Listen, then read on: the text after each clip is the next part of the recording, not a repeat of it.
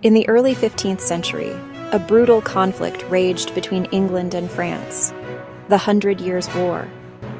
Amidst the chaos, a young girl named Joan of Arc emerged, destined to rewrite history.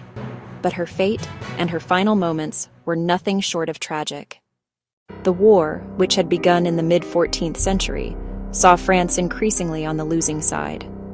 Much of the French territory was occupied by the English army. French morale was shattered. Their primary weapon, the crossbow, was slow to reload and had a short range. In contrast, the English longbow boasted a deadly range of up to 200 meters, giving them a massive advantage.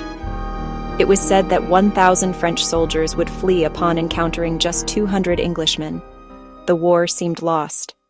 Born into a farming family in 1412, Joan of Arc first heard what she believed were the voices of God at the age of 13 while tending sheep. By age 16, this divine calling became a clear command: save France.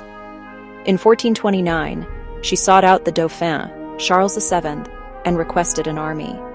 At the time, Charles could not be officially crowned king until he held his coronation in Reims. The path to Reims, however, was blocked. The vital city of Orléans was under siege by the English. Joan, by inspiring and uniting the French forces, successfully relieved the siege of Orléans. This victory was the turning point that reversed the tide of the entire war. Following this triumph, Charles VII was officially crowned king in Reims in July 1429. However, once enthroned, King Charles VII began to see the public's fervent support for Joan as a threat to his own power. He slowly started to distance himself from her. In 1430, Joan was captured by the Burgundian forces. They first offered to ransom her to Charles VII, but he refused.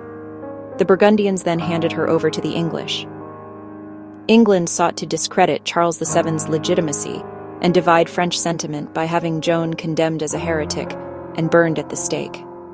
On May 30, 1431, tied to the stake in Rouen, 19-year-old Joan of Arc uttered her final words: "I forgive those who have done this to me."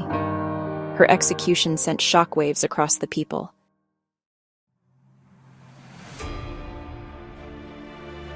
Joan's mother pleaded to the Pope for her daughter's name to be cleared.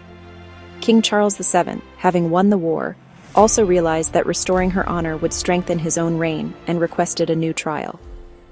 Finally, 25 years after her execution, a retrial was held at Notre Dame Cathedral in Paris in 1456.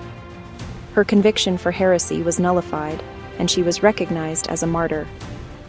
Though her active service lasted only about a year and a half, Joan's impact was monumental.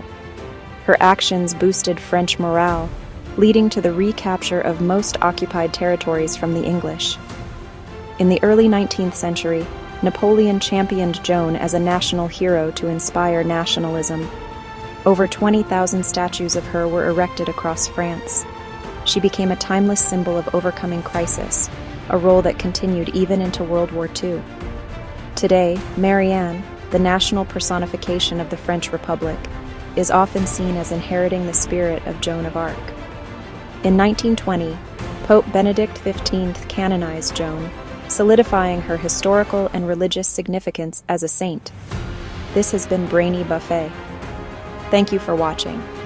If you found this video fascinating as we do, don't forget to like, subscribe, and share. Until next time, keep looking up and stay curious.